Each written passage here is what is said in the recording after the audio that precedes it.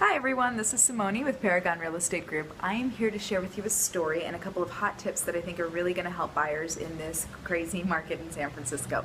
So I have been working with a buyer, and this particular buyer had a budget, as most buyers do, and she found a property that she really liked, and the property had been on the market for about 17, 18 days when we went to see it, and she liked it, but we happened to know that the seller had very high expectations for this property. He had received over asking offers and rejected them because they had not met his expectations.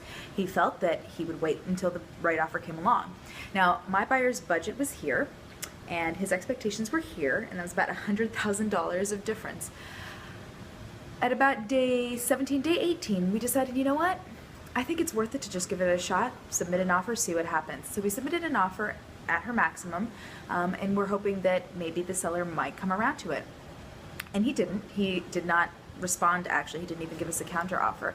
But, you know, no harm, no foul. So we waited a couple more days, and around day 20, day 21, the listing agent called me back and said, okay, you know what, I've been talking to my seller, and he realizes he's not going to get what he thinks this place is worth, so we're going to come down to here. So can your buyers meet that? Well, my buyer had already kind of hit the maximum. We were still a good $50,000 apart. I said, I'm sorry, but that's not going to happen. And we continued searching. And then a few more days later, I think it was about day 24, day 25, the listing agent came back again and said, okay, my seller can come to here. Can your buyers meet that? Now, we were still $25,000 apart, and my buyers were still not going to be able to meet that. But I knew how much they wanted it, and I figured we were that much closer, and we had bridged so far that gap that why not see if we could do something else? We knew that we couldn't raise our price, so I thought, well, let's see what we can do to increase our terms and make them more attractive. We already had a really great lender and really great timelines. Things were looking really solid on the lending front.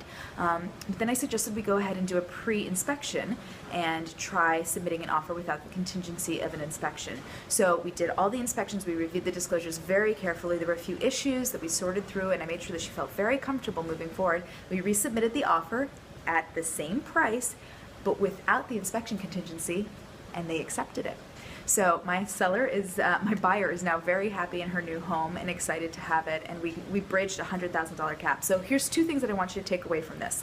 One, it's a really crazy hot market, but if there's a property that's been on the market for more than 10 to 14 days, go take a look at it. Don't assume that something's wrong with it because nobody else has purchased it. A lot of buyers make that assumption, but sometimes it might just be bad marketing. It might just be crazy seller expectations. It might not be a big deal, and it might be the one opportunity you have to get a deal in this market. So make sure you see properties that have been on the market longer than others. And number two, it never hurts to ask. You're never going to lose anything just by trying to put an offer in. I'm always happy to put in an offer and see what happens and see if we can start negotiating.